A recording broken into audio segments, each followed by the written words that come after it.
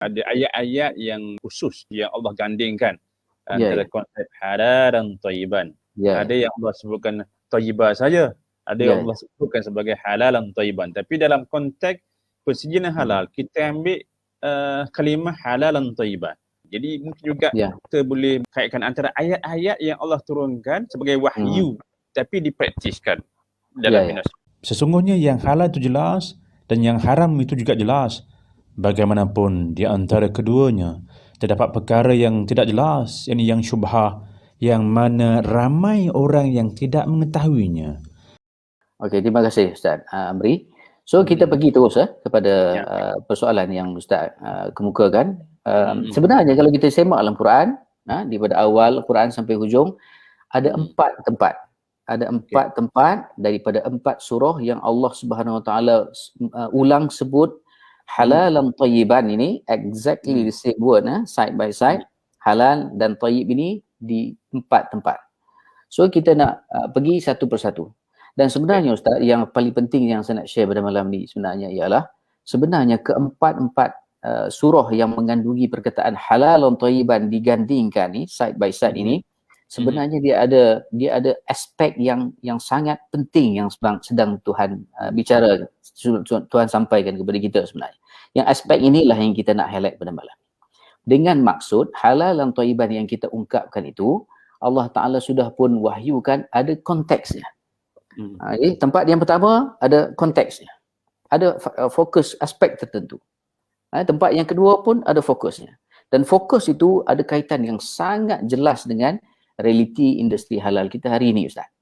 So kita pergi ayat yang pertama Ustaz, iaitu kalau kita boleh semak sambil-sambil, student saya ramai kat situ kat luar, iaitu daripada surah Al-Baqarah yang Ustaz Amri dah sebut tadi. Surah Al-Baqarah ayat 168, 169. Nah itu nak bagi betul. Ya. Adakah doktor mensyaratkan semua student-student ni wajib hafal ayat ni? Kalau student saya ya. Bukan zakat wajib. Perbincangan yang kita bincang malam ini adalah sebahagian daripada silibus halal. Maknanya kalau tak hafal ayat ni belum halal lagi nah. Dia tak nak cukup lah. Zakat C+ tu boleh lagi lah. Boleh lagi lah. Okay. So yang pertama Ustaz, Al-Baqarah 168 169. Ba'da a'udzubillahi minasyaitonir rajim. Ya ayuhan nas kulu mimma fil ardi halalan tayyiban wa la tattabi'u khutuwatis syaitan. Innahu lakum aduwwum mubin.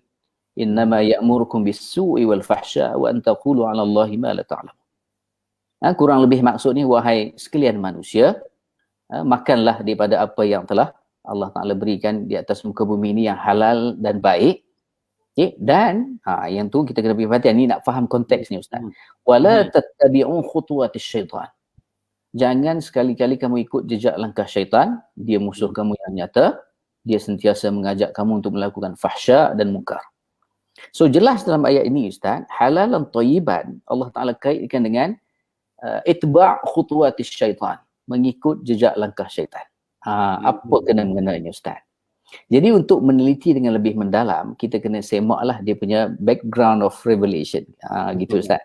Dia punya sababun nuzul dia Ustaz. Cerita dia saya ringkaskan sebab kita pun ada sejam je kan.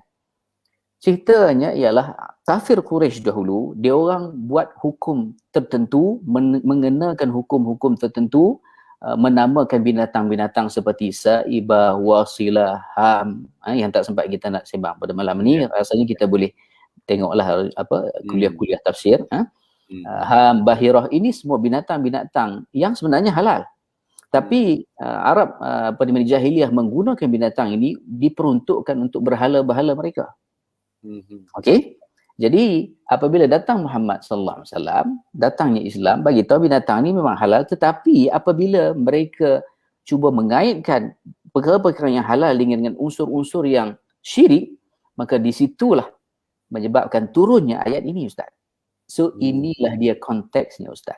Jadi kalau kita nak kata halalan thayyiban dalam ayat yang pertama ini, konteksnya ialah dalam keadaan Allah Ta'ala turunkan ayat ini untuk kita boleh sebut securing our belief system, Ustaz, untuk memelihara kesucian akidah kita. Itu konteks ayat ini. Sebab bila kita bincang ayat Quran yang diturunkan ratusan tahun dulu, untuk kita terjemahkan idea itu di zaman moden ni, kita kena tengok daripada 3 aspek, Ustaz. Yang pertama takwil, yang kedua tanzil, yang ketiga ta'lil. Yang pertama takwil, ini yang kita sedang buat, kita sedang interpret. Yang kedua tanzil, yang kita ceritakan tadi, aspek tanzil, sababun nuzul, dia punya latar yang menyebabkan wahyu itu turun. Dan yang ketiganya ialah kita mencari illah, kesamaan ataupun reason di sebalik sesuatu hukum. Jadi ini konteksnya yang pertama, Ustaz.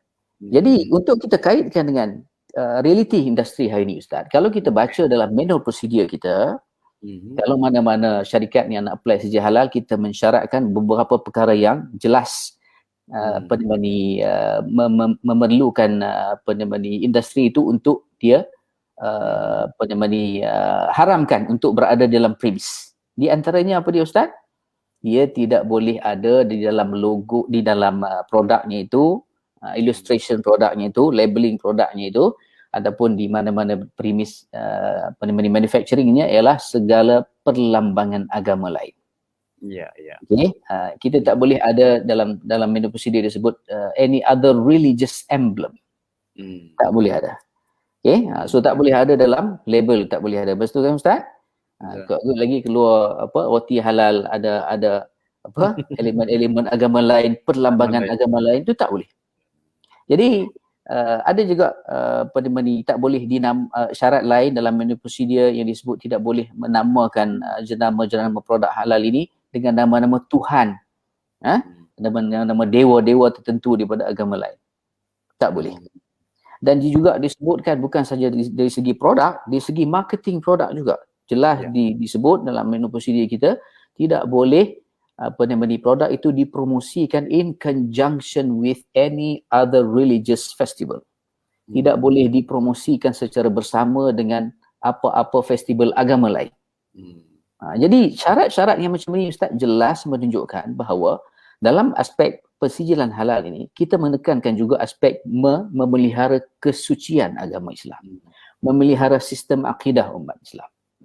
Lalu orang sebut contoh yang paling diulang-ulang sebutlah, apabila ada satu company mineral water yang mengeluarkan satu batch pengeluarannya di sebelah sedia halalnya itu dengan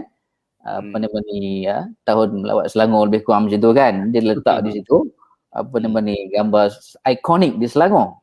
Saya rasa dia memang tak berniat pun nak promote, tapi mungkin dengan maksud nak promote Selangor, dia letak gambar tokong Hindu batu cave tu. Jadi semua ini dilarang. Betul kan, Ustaz? Dilarang dalam sistem persijilan halal Malaysia kita. So kalau nak tanya kita, nak tanya saya, nak tanya Ustaz Amri, mana ayat Quran? Ini dia ayatnya, Ustaz. Cuma dia tak sebut secara direct sebab kita kena check sababun nuzul. Jadi sebab itulah dalam halalan thayyiban ayat yang pertama ni Allah kaitkan dengan jelas. Wala tattabi'u khutuwatis syaitan.